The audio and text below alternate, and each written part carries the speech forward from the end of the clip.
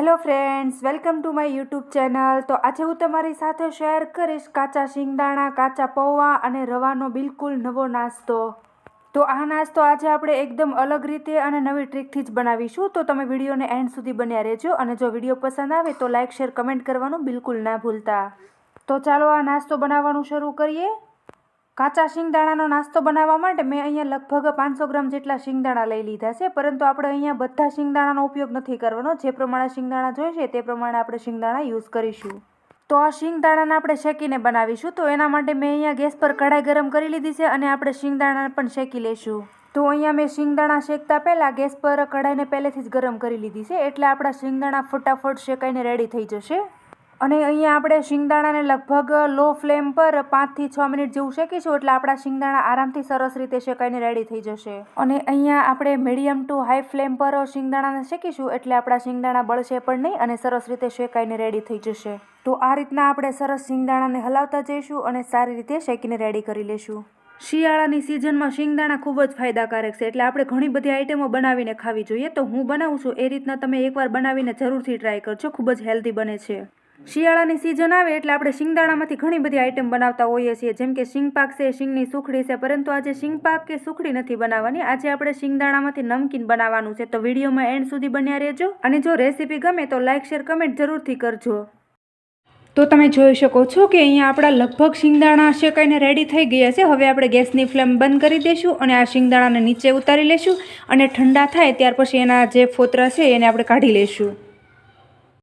અને આમ પણ આપણે જ્યારે શિંગદાણા શેકીએ એટલે એના ફોતરા તરત જ નથી નીકળતા. આપણે થોડા ઠંડા થાય ત્યાર પછી જ એના ફોતરા નીકળે છે, એટલે ઠંડા થવા દઈશું અને પછી એના ફોતરા કાઢી લેશું. તો તમે જોઈ શકો છો કે આપણા શિંગદાણા હવે ઠંડા થઈ ગયા છે. તો આપણે આ રીતના એક લોટો લેશું અને લોટાની મદદથી આ રીતના આપણે દબાવીશું, એટલે જે શિંગદાણાના જે ફોતરા છે એ ઇઝીલી નીકળી જશે.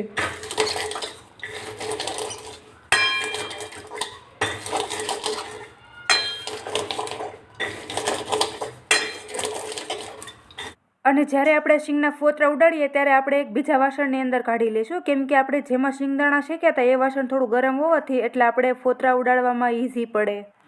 તો તમે જોઈ શકો છો કે આપણા શિંગદાણા અહીંયા ઠંડા થઈને સરસ રેડી થઈ ગયા છે. તો અહીંયા આપણે થોડા ફોતરા છે એને પણ હાથની મદદથી મસળી લઈશું અને આ રીતના આપણે ઝાટકી અને બધા ફોતરાને કાઢી લઈશું. અને જો આ રીતના તમને ઝાટકીને ફોતરા કાઢતા ના આવડતો તો તમે એક જારો લેશો અને જારાની અંદર બધા શિંગદાણા નાખી અને ચાળી લેશો તો પણ સરસ રીતે ફોતરા નીકળી જશે. તો હવે અહીંયા આપણે એક મિક્સર જાર લઈ લઈશું અને અહીંયા આપણે મિક્સર જારની અંદર શિંગદાણાનો પાવડર બનાવી લઈશું.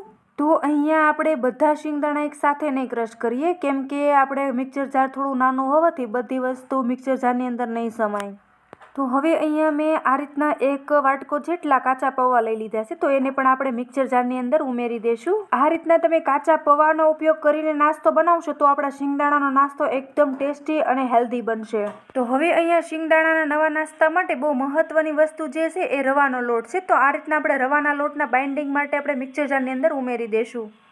તો અહીંયા ઢાંકણ બંધ કરી અને સરસ એવી પેસ્ટ બનાવી લઈશું. તો તમે જોઈ શકો છો કે મેં અહીંયા શિંગદાણાની સરસ એવી પેસ્ટ બનાવીને તૈયાર કરી લીધી છે.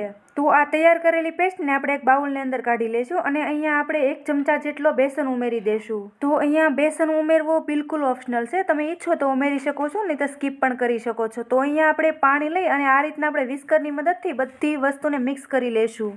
અને જ્યારે આપણે બેટર બનાવીએ ત્યારે એકસાથે પાણી નથી મિક્સ કરવાનું. જો તમે વધારે પાણી મિક્સ કરી દેશો તો આપણું બેટર જે છે એ એકદમ પતલું થઈ જશે. તો અહીંયા મેં ફ્લેવર માટે ખાંડેલી મરી લઈ લીધી છે, તો એ ઉમેરી દઈશું અને આપણે હળદર પાવડર ઉમેરી દેવાનો છે. 1 ચમચી જેટલી મેં અહીંયા હિંગ લઈ લીધી છે, તો એ પણ આપણે ઉમેરી દઈશું. અને બીજું કે શિયાળાની સિઝન છે એટલે આપણે તલ તો ખાવા જોઈએ, એટલે હું તલ ખાસ ઉમેરી રહી છું. અને હવે અહીંયા શિંગદાણાના નવા નાસ્તા માટે મેં આ રીતના અજમા લઈ લીધા છે અને અજમાને આ રીતના આપણે હાથમાં લઈ અને મસળીને જ ઉમેરવાના છે. આનાથી આપણા જે નાસ્તાનો જે ટેસ્ટ છે એ એકદમ સરસ આવશે. અને તીખાશ માટે મેં અહીંયા 1 ચમચી જેટલું લાલ મરચું પાવડર ઉમેરી દીધો છે. અને જો તમારે હજી વધારે મસાલા ઉમેરવો હોય તો તમે ઉમેરી શકો છો, જેમ કે ગરમ મસાલો છે, ચીલી ફ્લેક્સ છે, આ બધું પણ ઉમેરી શકાય છે. અને હજુ મને અહીંયા બેટરની જે થિકનેસ છે એ થોડી વધારે લાગતી હતી, તો મેં પાણી ઉમેરી અને થોડું પતલું કરી લીધું છે. તો અહીંયા મેં સ્વાદ પ્રમાણે મીઠું પણ ઉમેરી દીધું છે. તો તમને થશે કે આ નાસ્તો કેવી રીતે બનાવવો, તો મેં અહીંયા એક કાચનો ગ્લાસ લઈ લીધો છે અને જો આપણા ઘરમાં જે દૂધની થેલી આવતી હોય અથવા તો ઘરમાં જે પણ થેલી પડી હોય તેનો આપણે ઉપયોગ કરીને આ નાસ્તો બનાવી શકાય છે.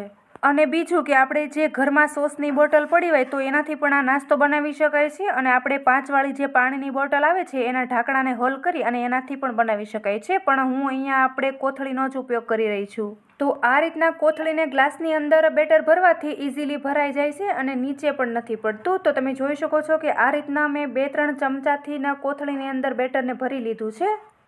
તો અહીંયા બેટર ભરાઈ ગયા પછી આ રીતના આપણે કોથળીને ગ્લાસમાંથી બહાર કાઢી લેશું અને બધું બેટર નીચે ઉતારી આ રીતના આપણે સેટ કરી લેશું. તો આપણું તેલ પણ ગરમ થઈ ગયું છે. તો આ રીતના આપણે સરસ એવા ગાંઠિયા પાડી લેશું. તો તમે જોઈ શકો છો કે મેં આ રીતના પ્લાસ્ટિક બેગને ગ્લાસની અંદર રાખી અને બેટર ભર્યું એટલે આપણું બેટર સરસ એવું સેટ થઈ ગયું છે. તો આ રીતના આપણે છેડાનો ભાગને કટ કરી લેશું. અને અહીંયા આપણે જે ખૂણાનો ભાગ કટ કરતી વખતે તમારે જે સાઇઝના ગાંઠિયા પાડવા હોય એ પ્રમાણે તમે કટ કરી શકો છો. તો મેં અહીંયા આ રીતના ફૂલવડી જેવા ગાંઠિયા બને એ રીતના કટ કર્યું છે. તો તમે જોઈ શકો છો કે આ રીતના મીડિયમ ટુ હાઈ ફ્લેમ પર આપણા ફૂલવડી ટાઈપ ગાંઠિયા સરસ એવા તળાઈને રેડી થઈ ગયા છે. તો હવે અહીંયા સેમ પ્રોસેસ રાખી આ રીતના આપણે ફૂલવડી ટાઈપ ગાંઠિયાને પાડી લેશું. તો આ રીતના આપણે કાતરની મદદથી કટ કરતા જઈશું અને પ્લાસ્ટિક બેગમાંથી ગાંઠિયાને પાડતા જઈશું. તો છે ને આપણો કમાલનો આઈડિયા, તમે પણ આ રીતના એકવાર જરૂરથી ટ્રાય કરજો.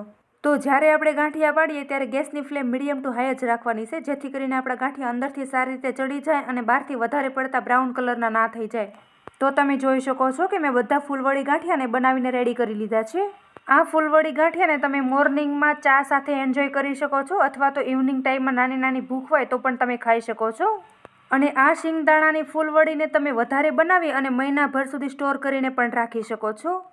અને તમને અમારી આ ન્યૂ સ્ટાઇલ ફૂલવડીની રેસીપી કેવી લાગી એ કમેન્ટ કરીને જરૂરથી જણાવજો. અને જો તમને રેસીપી પસંદ આવી હોય તો લાઇક, શેર, કમેન્ટ કરવાનું બિલકુલ ના ભૂલતા. અને જો તમે અમારી ચેનલ ઉપર બિલકુલ નવા હોય તો બાજુમાં રહેલું બેલ આઇકન પ્રેસ કરી અને અમારી ચેનલને સબસ્ક્રાઇબ કરી લેજો, જેથી કરીને હું નવા વિડીયો મૂકું એની નોટિફિકેશન તમને જલ્દી મળી જાય. Thanks for watching my video. આવજો, બાય બાય.